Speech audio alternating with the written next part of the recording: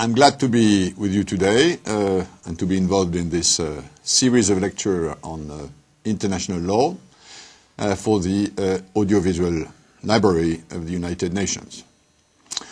I'm a great believer in the importance of the work of the United Nations for the maintenance of peace among all nations, rich and poor, large and small, and for the construction of a better planet based on the equality of all states and the respect of human rights and freedom for all women and men.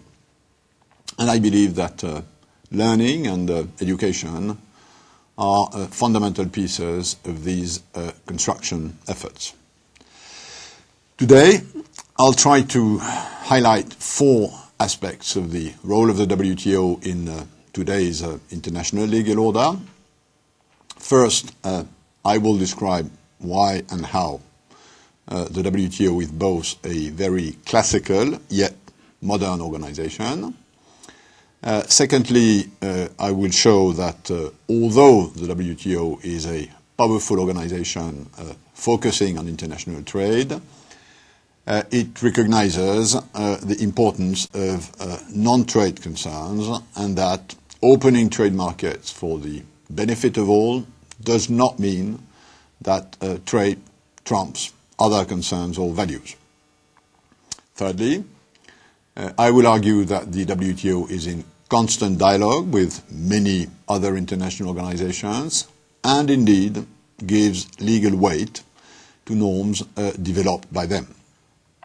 And finally, I will conclude by discussing how the WTO seeks to work with the United Nations on several fronts in its effort to address the troubles of humanity and in particular those relating to trade.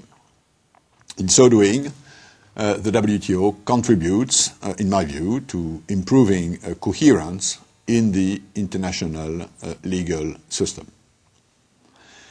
Let's start about how the WTO is both a traditional and a modern institution. The WTO is an international organization. This may seem obvious, and yet it took over 50 years to achieve that result. This protracted effort to acquire a legal existence has left its marks, and this may explain why today it remains a very traditional and classical international organization, while in the same time it has developed very modern features.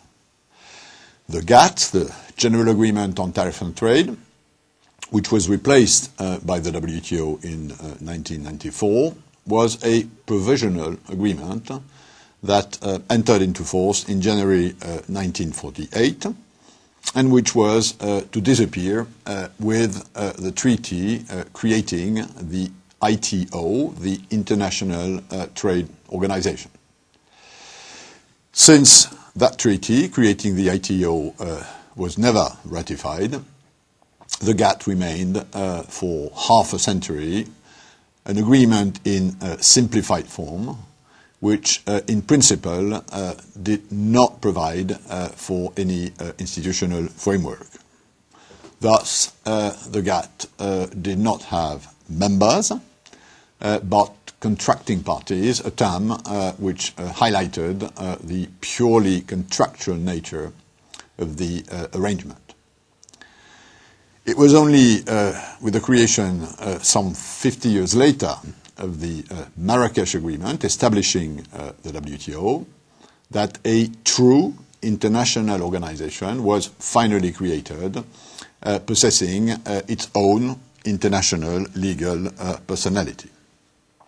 To avoid any ambiguity, the agreement establishing the WTO states in Article 8 that, I quote, "The organization shall have international legal personality." No international organization needs to repeat in its constitution that it is an international organization, but the WTO members felt they had to do so, and I believe they were proud to do so. The implications of this status are numerous. As with all international organizations, the competencies of the WTO are limited by the principle of speciality.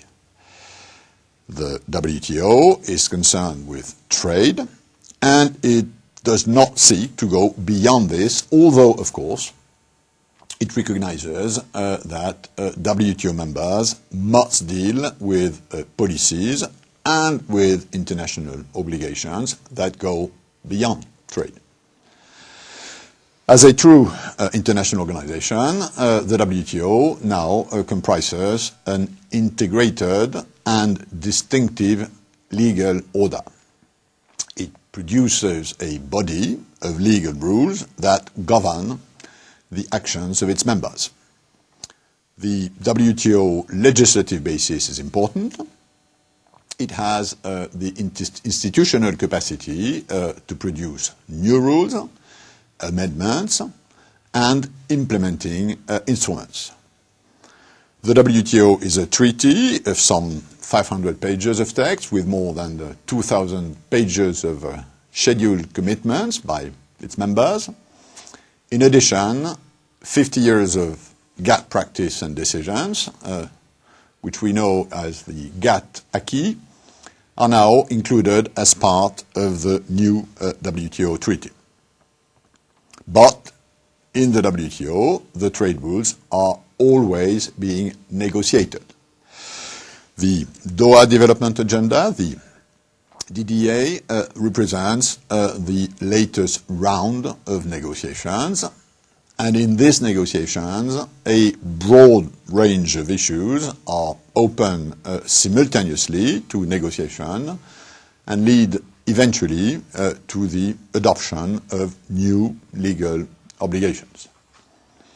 These legal rules form an integrated system. Indeed, the WTO agreements are integrated in what we call a single undertaking, which forms a single coherent entity. A number of provisions recall this fact, and in particular Article 2.2 of the agreement, which states that the multilateral trade agreements, I quote, are integral parts of the agreement establishing the WTO and I also quote, binding on all members. This is why they appear in an annex to the agreement establishing the World Trade Organization.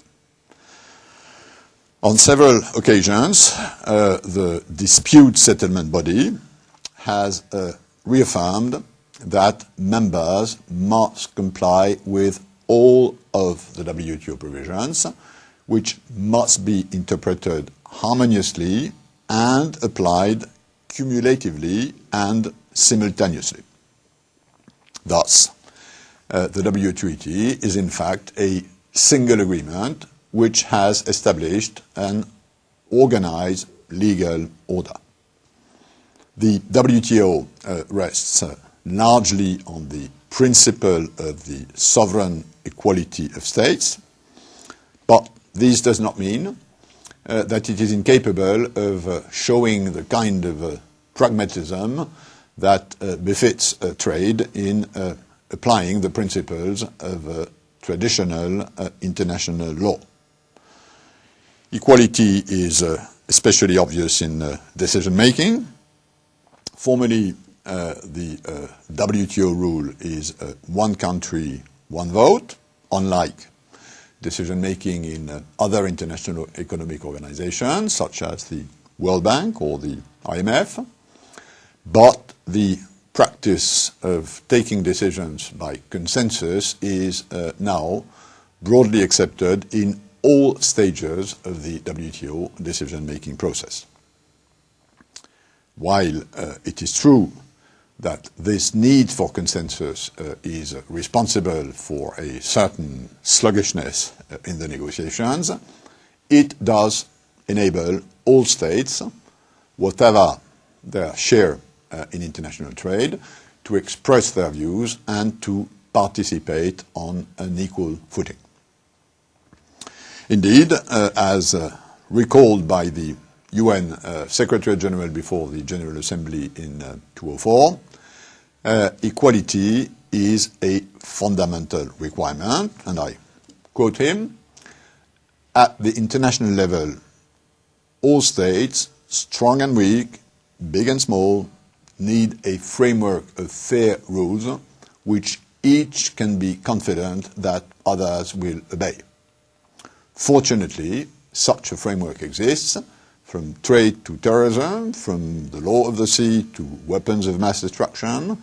States have created an impressive body of norms and laws." End of quote.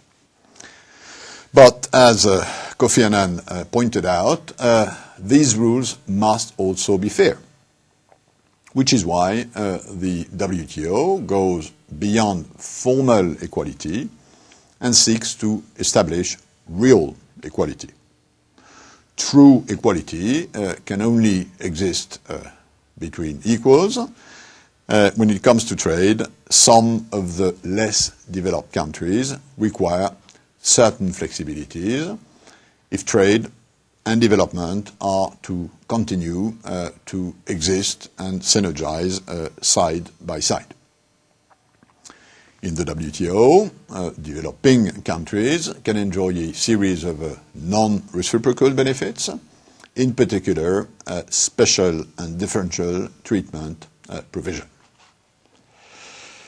So the WTO is a classical organization in that its sphere of competence is limited, it works with consensus, and it remains member-driven. The WTO deals with trade and only trade. Yet, as I will develop further later on, it has important exceptions that recognize the right of states to give priorities to policies other than trade. It even allows trade obligations to be disregarded when this is done in good faith and without any protectionist intent. So, WTO is a classical organization, but it also has some very modern features. It provides a permanent forum for negotiations amongst its members concerning their multilateral trade relations. In today's world, states need permanent forums for discussions and negotiations, and in that the institutional structure of the WTO is well developed. We have various levels and forms of decision-making that have to be followed. This ensures that issues brought to the WTO cannot simply be swept away. The WTO is also unusual in that the totality of its members participate as a matter of law in all of its bodies, from the ministerial conference, which meets at least once every 2 years, to the General Council, which functions as the main decision-making body between these meetings, not to mention each of the councils and committees. And although the consensus is a demanding requirement, it has ensured that the new powers evolving in today's world find room in the decision-making process. For example, some 10 or 15 years ago, what we call the Quad, which was the 4 US, EC, Japan, Canada, was seen as a core group where draft decisions had to be tested first. Now, if there is a Quad, it's a new Quad, which is why we talk about the G4, which are US, EC, India, and Brazil. Moreover, it's not possible to propose any new rule without testing the waters with countries like China, South Africa, or Indonesia, just to take a few examples. More importantly, perhaps, the WTO has developed strong and modern enforcement mechanisms. By enforcement mechanisms, I mean both our transparency, surveillance, monitoring mechanisms, and also our binding dispute settlement system. Let's look first at the potentially very innovative surveillance mechanisms that we now have in place. The WTO agreement contains multiple notification and legislation review exercises by the entire membership, as well as possibilities for cross-notification, whereby a member notifies the WTO of a measure not notified by an originating member. All notifications and cross-notifications are reviewed and commented by members in the relevant committees or council. There is a sort of collective monitoring process, such as the trade policy review mechanism, which is a sort of peers review process covering the full range of individual members' trade policies and practices and their impact on the functioning of the multilateral trading system. The aim is to achieve a collective appreciation and evaluation of these policies and practices, and the Trade Policy Review Report also examines the impact on the multilateral trading system of such policies and practices. The reviews are set against the background of each country's wider economic and developmental needs, its policies, its objectives, and of its external economic environment. This is again a very innovative process that is evidence of the level of legal and institutional sophistication of the WTO. And it explains why states, weak and strong, make great use of this forum. Let's now turn to the WTO formal adjudication of disputes between members. This system is said to be the jewel in the crown and is definitely modern and until now unique. It is a compulsory jurisdiction that is accessible to all members. No member may oppose the initiation of a dispute settlement procedure by another member. And contrary to what may happen in other international forums, for example, the International Court of Justice, all WTO members have, by definition, accepted the compulsory and exclusive jurisdiction of the dispute settlement body for all matters relating to the WTO agreements. An important and in many ways very innovative feature of this system is the presumption of legal and economic interest in bringing proceeding. Any member, large or small, trading or not with the other challenge member, can initiate a dispute settlement process. In the long and famous world dispute on bananas, the appellate body of the WTO confirmed that the US had sufficient interest to bring proceedings against the European community, even though, in practical terms, the Americans did not export bananas to the EC. In other words, any member may initiate dispute settlement procedures on the basis of a claim that another member is not complying with its obligations under WTO law.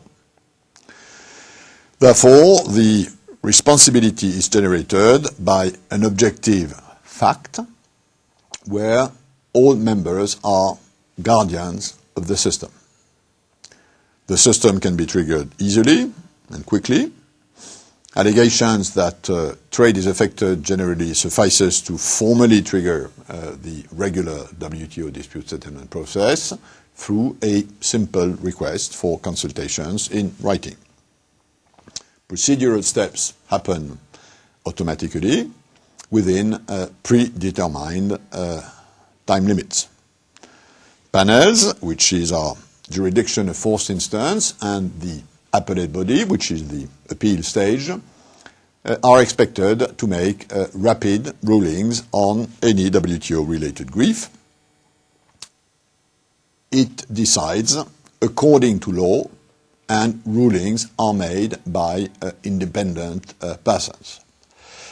Moreover, the appellate body functions more or less like a court, which hears only matters of law. This confirms the essentially legal nature of the system. After adjudication, the implementation of disputes ruling is subject to continuous multilateral monitoring until full satisfaction of the complainant in cases where a violation has been found. If rulings are not implemented, the membership must authorize retaliatory actions, countermeasures, the level and application of which remain under WTO multilateral surveillance. Another unique provision of the dispute settlement is that it rules out all unilateral measures. Only the WTO can decide whether members' measures or actions are consistent with WTO rules. In that sense, the WTO is a rare system that has managed to regulate countermeasures from powerful states by subjecting such action to prior approval by the collective membership.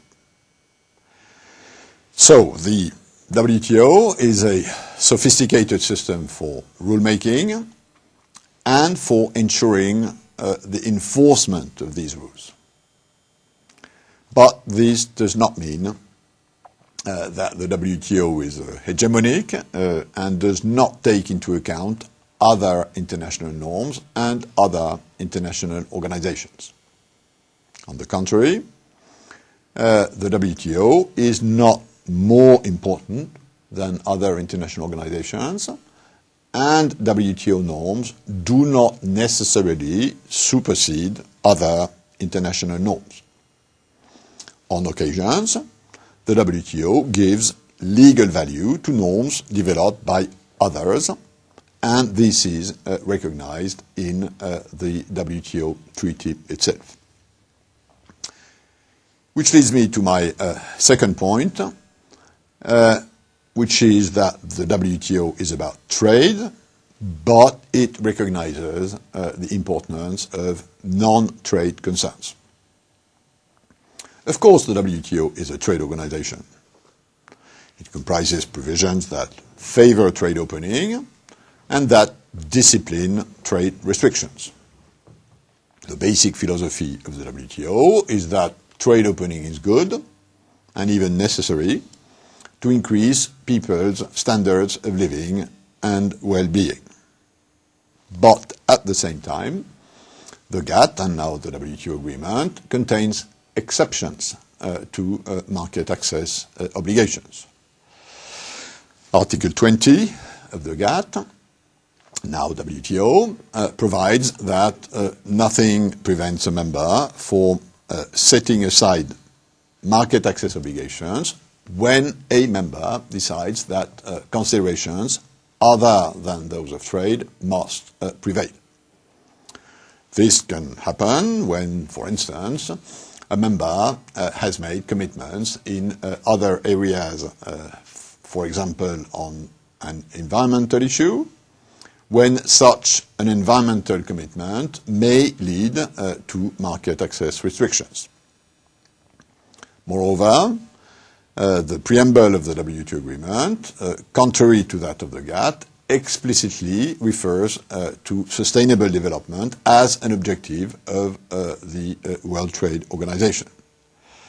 And while it is not yet clear whether sustainable development has crystallized into a general principle of law, the reference to such an important non-trade principle shows that the signatories of the WTO agreement were, in 1994, fully aware of the importance and of the legitimacy of environmental protection as a goal of national and international policy. Based on this new preamble, the evolution brought about by WTO jurisprudence resulted in an interpretation of the WTO that recognizes the place of trade in the overall scheme of states' actions. The WTO now recognizes explicitly that trade is not the only policy consideration that members can favor, and respects the necessary balance that ought to be maintained between all such policies. Our appellate body has thus managed to put these exception provisions into operation so as to provide members with the necessary policy space to ensure that their actions take account of various commitments.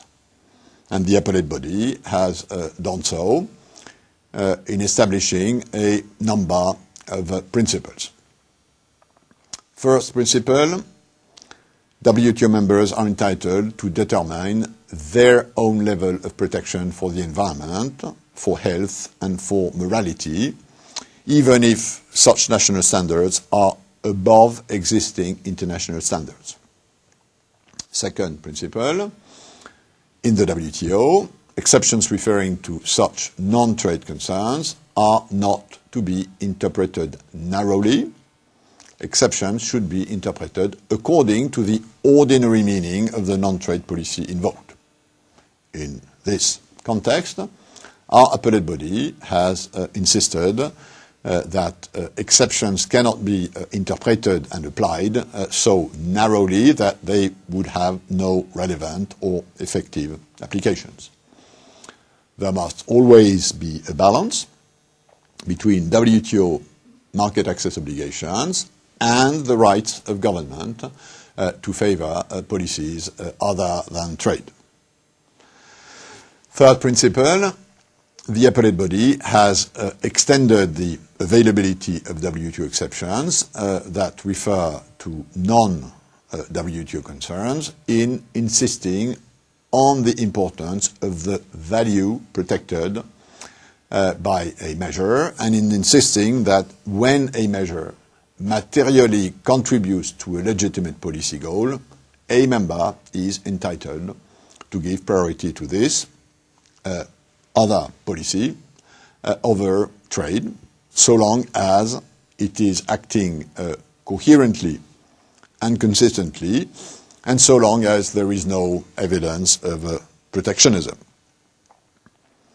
With this approach, members' restrictions based on important values and implemented in good faith will be able to prevail over WTO market access obligations.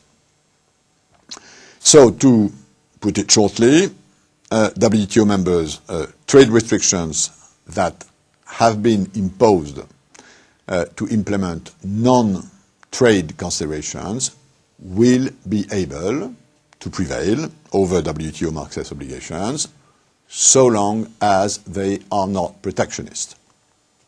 In other words, the WTO provisions themselves recognize the existence of non-WTO norms and other legal orders, thereby nourishing sustainable coherence within the international legal order. Moreover, I believe that in leaving members with the necessary policy space to favor non-WTO concerns, the WTO also recognizes the expertise and the importance of other international organizations. In summary, the WTO is well aware of the existence of other systems of norms, and it does recognize that it is not acting alone in the international sphere. But it does even more.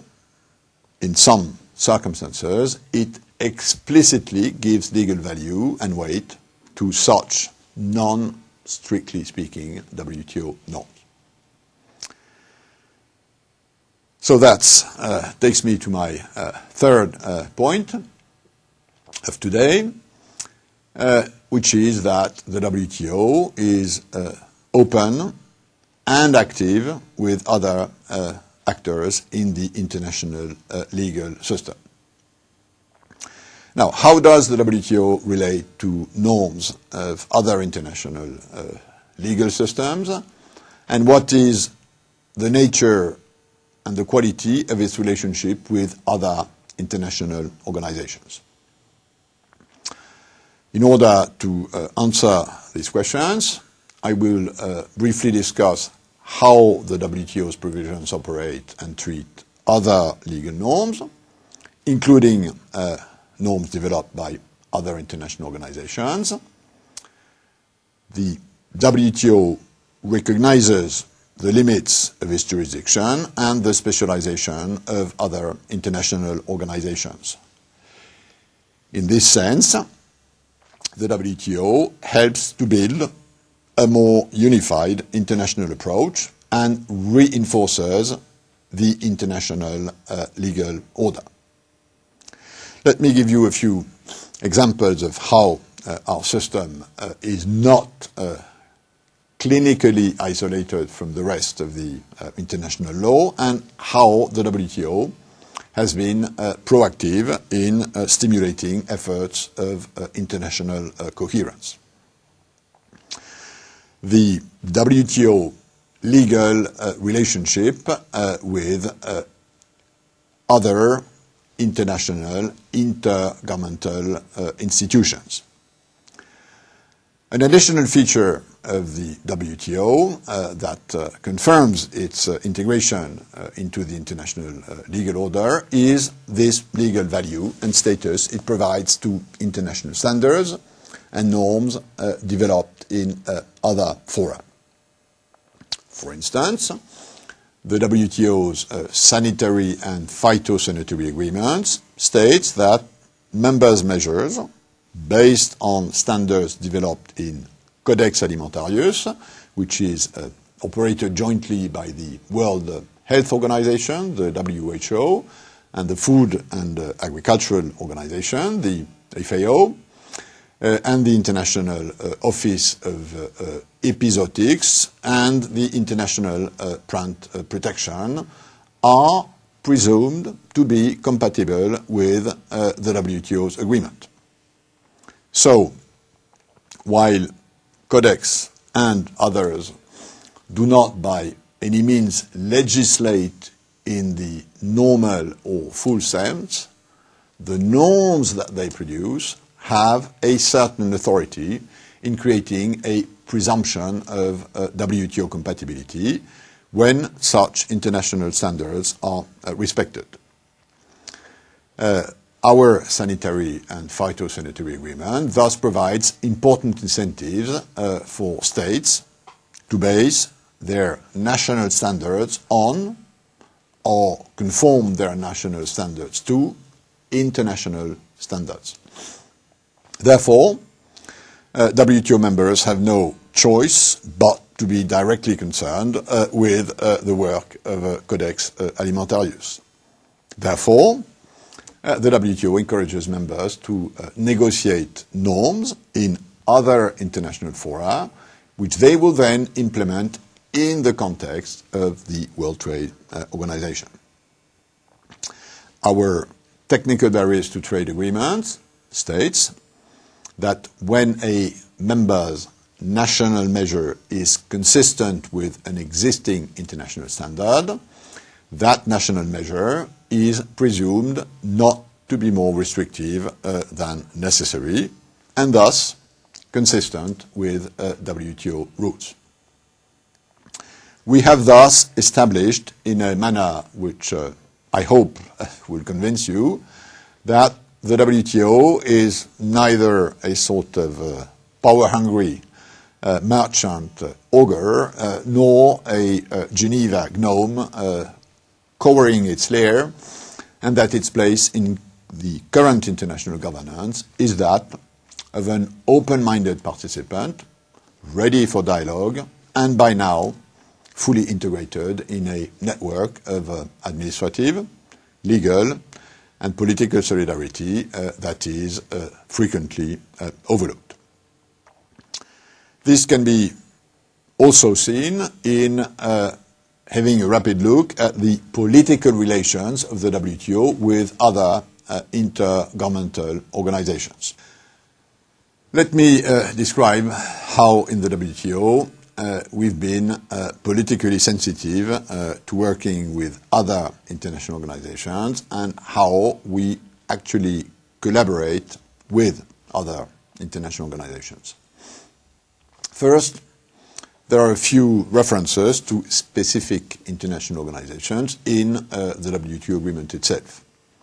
For instance, the WTO agreement calls for improved cooperation between the WTO, the IMF, and the World Bank. And in this context, as a WTO DG, I have a specific mandate to continue to work to reinforce cooperation between these specific international organizations. We have a formal cooperation agreement with UNCTAD, and together we have set up the International Trade Center, the ITC, which helps developing countries with export diversification. In the area of standard setting, we now have a mechanism which we call the Standards and Trade Development Facility, which involve the WTO, the World Bank, the FAO, the WHO, and the World Organization for Animal Health.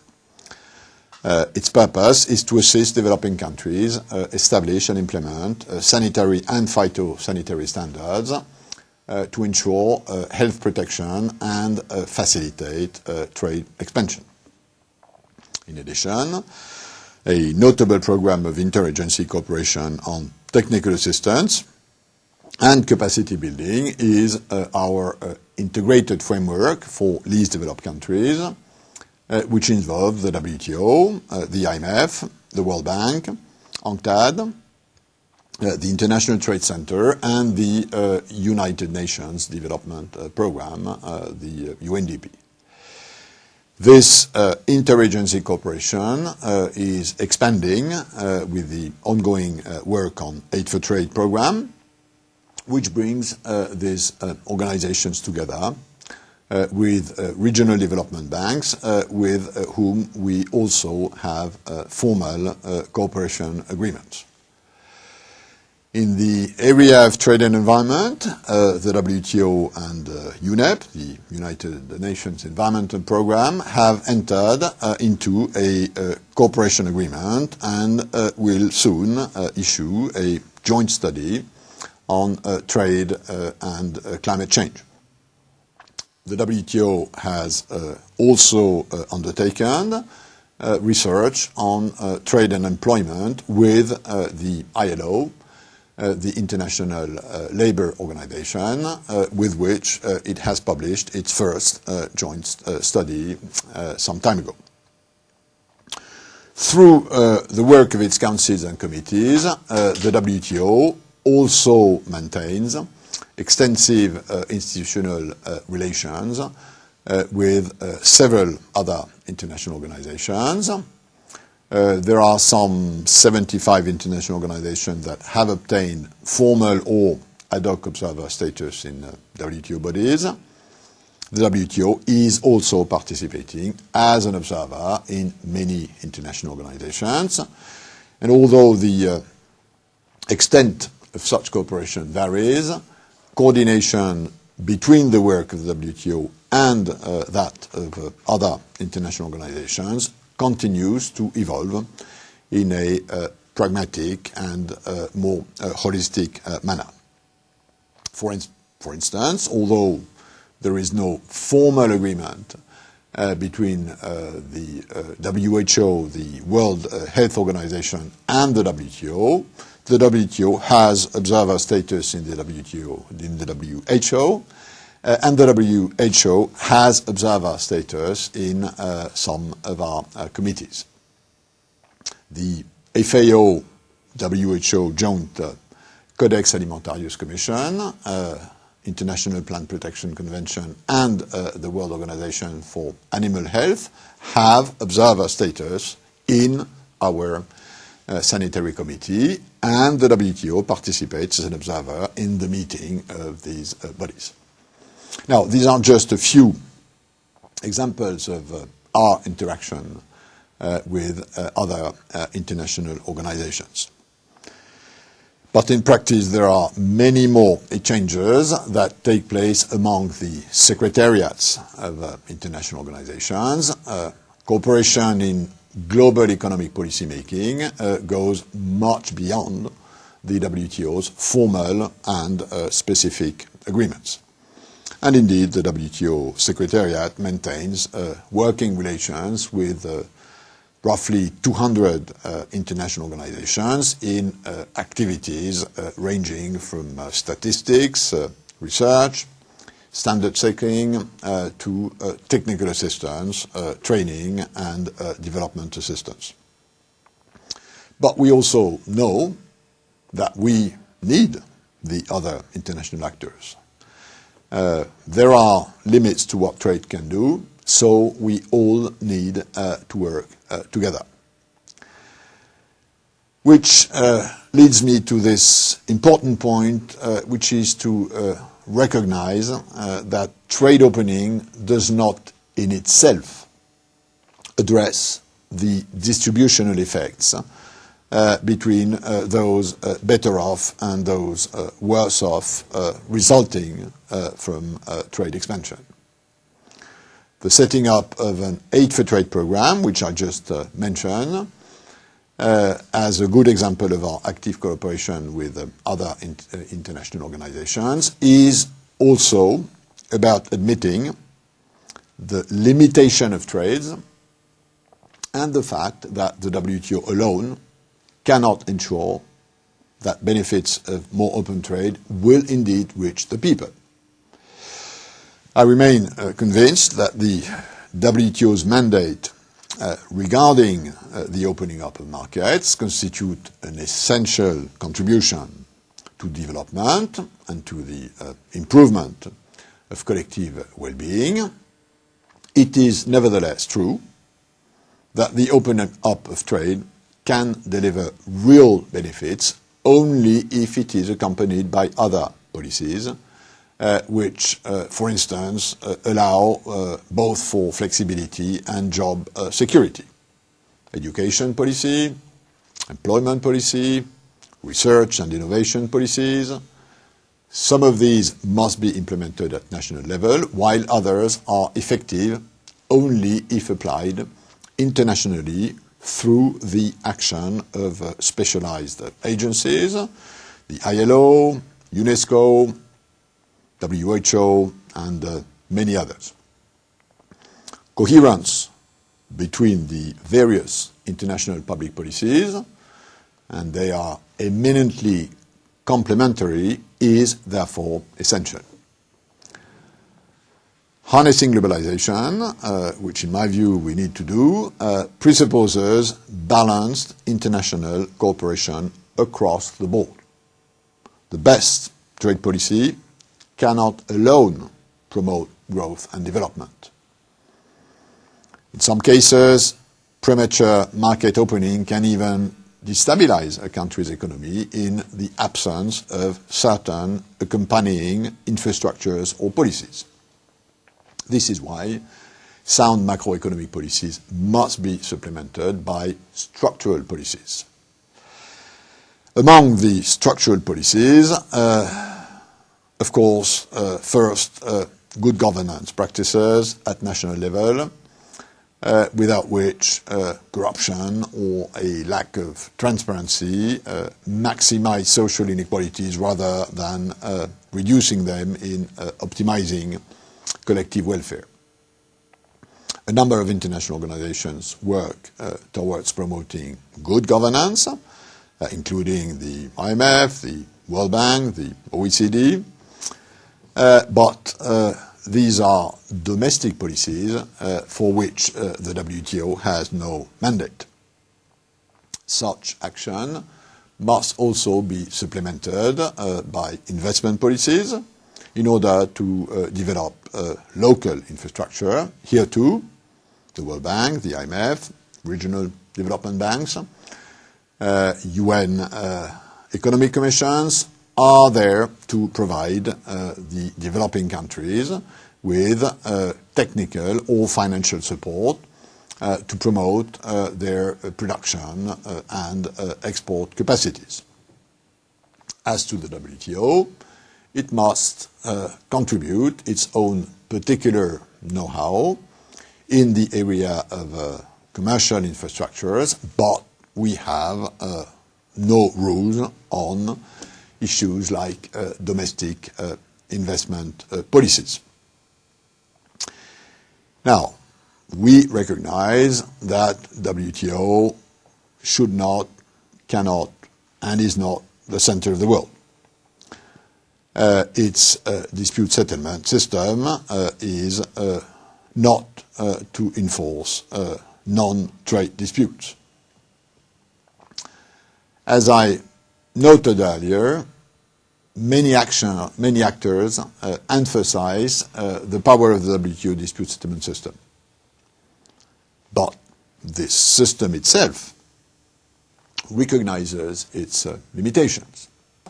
Recently, in the context of a dispute between the US and Mexico related to their disagreements in the North American Free Trade Area, the appellate body decided that the WTO dispute settlement cannot be used to deal with non-WTO disputes. That dispute was concerned with a complaint by the US that Mexico was imposing discriminatory taxes against import of US soft drinks in reaction to the US refusal to comply with the dispute settlement procedures of NAFTA. Mexico attempted to invoke exception provisions of the GATT, but in fact there was no exception that referred to the actions or the policy goals pursued by Mexico. Mexico's discriminatory taxes that were WTO inconsistent were in fact, and I quote, countermeasures to force the US to respect NAFTA. To do otherwise, say the appellate body, WTO panels and the appellate body would thus become adjudicators of non-WTO disputes. As we noted earlier, said the jurisdiction, this is not the function of panels and the appellate body as intended by the dispute settlement understanding of the WTO. The WTO recognizes the right of the WTO members to set aside some of the WTO obligations for policies listed, as I said earlier, in its Article 20, but the WTO court and the WTO system will not, should not become the world judge of the disagreements between states in treaties other than WTO agreements. Finally, let's try and have a broader look at how the WTO is working with the UN system. As I wrote in 2004 in a book about international democracy, I'm a firm advocate of international cooperation. I wouldn't dare to say that this is a general principle of international law. But I recall that international cooperation is one of the UN objectives as stated in Article 1 of the UN Charter. I believe that efforts of international cooperation are the only way to ensure the peaceful evolution of international relations and of our international legal system. But international cooperation is also crucial to ensuring the legitimacy of the WTO and the effectiveness of trade rules. But there are many reasons why the WTO needs to continue to work with the UN. As I mentioned, the WTO mantra in favor of trade openness plays a vital role in member growth and development, but it's not a panacea for all the challenges of development. Neither is it necessarily easy to accomplish, nor in many circumstances can it be effective unless it is embedded in a supportive economic, social, and political context and in a coherent, multifaceted policy framework. Trade opening can only be politically and economically sustainable if it is complemented by policies which address, at the same time, capacity problems, whether human, bureaucratic, or structural, the challenges of distribution of the benefits created by fair trade, the need for sustainable development, the respect of public morals, and so on. This is also about international legal coherence, and this is also where the WTO recognizes that it must work with the UN system. I am, as WTO DG, personally also quite active in the Chief Executive Board, the CEB of the UN, where head of all agencies meet and collaborate under the direction of the Secretary General of the United Nations to try and increase the efficiency of their respective work. We are also, for instance, very active in this new task force on food crisis, which was set up by the UN Secretary-General, Ban Ki-moon, because of our action on agricultural subsidies and tariffs are part of the medium and long-term solution to food shortages. We know that we need to increase agricultural production in developing countries, and one of the reasons why their production and exports have been discouraged is because of the importance of distorting subsidies or high tariffs in rich countries. Protectionism in agriculture is at the core of the current Doha round of negotiations, which I hope we can complete soon. And as I mentioned before, the WTO makes full use of its international legal personality and is now collaborating actively with other international organizations within the UN family. But there is more than that, and I've said it already many times. In setting up a system whereby good faith norms developed in other international fora are presumed to be WTO consistent, the WTO not only gives due deference to other legal systems, but it also stimulates negotiations in other specialized fora, and it reinforces the coherence of our legal order. In this sense, the WTO is an engine, a motor, energizing the international legal order. And this is, in my view, the place and the role of the WTO in the international legal order.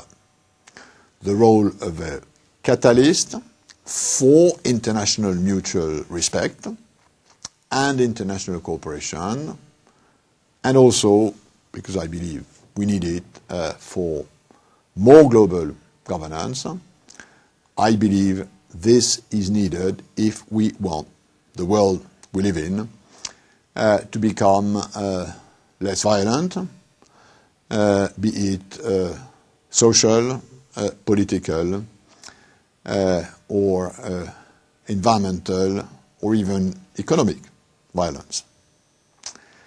Which leads me to my conclusion. Clearly the WTO has evolved from the GATT's closure. States signatories to the GATT wanted to reinforce the status of the international trading system and provided it with a formal international organization, the WTO. This international organization is now fully operational.